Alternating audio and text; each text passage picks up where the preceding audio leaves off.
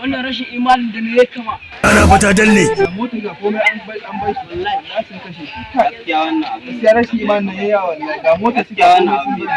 Haka. Yara ki da wannan dai kuma. Yara ki baki. Ayo. Wannan abu da ake yi. Na mai gari ma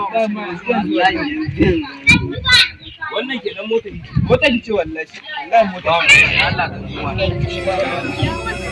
ban Allah dan Allah me ya faru a nan gurin an kashe shi ne ba mu san ma wanda ya kashe shi ba kuma ga motar a wajen to ba ku san wanda ya kashe shi ba kwata kwata ai ba mu sani inna lillahi wa inna ko kai kana da wannan labari ne a gare shi ana fata danne je ka dai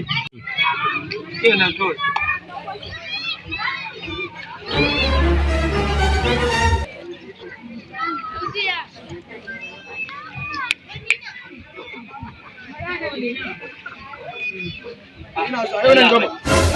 ina zuwa bari nake cikin ina zuwa zo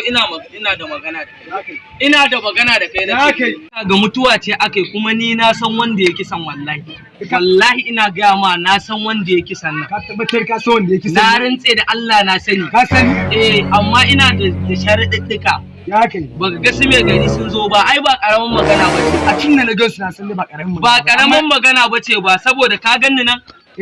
a garin nan na kaso kuma ba wanda zai yi kisa ba mu san sa wallahi mun ni na san wanda ya kisa amma tun da kace ka so wanda ya kisa nan ka sani da kanka ku je ka ga assalamu alaikum ban Allah dai assalamu alaikum wannan kisan da aka yi magana ta domin ni na san wanda ya ni wallahi Allah na san wanda amma na san wanda ya kisa amma yauwa a cikin su suke kuma a cikin su suke kuma a ni kawai zan faɗi wanda ya kisa ne ai to amma da sharadi magana ta domin Allah da farko dai magana ta domin Allah ni almajiri ne ba ko sisi a jikina ina so don Allah haɗa min naira 100 shine ladan abin ladan gaskiyar da zan faɗa ni kai yanzu sai an haɗa ma kuɗi ba za ka iya yakin lada ba dama ai abin da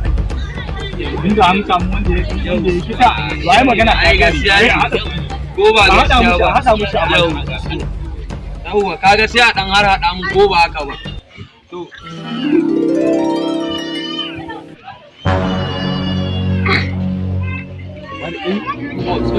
sorry sir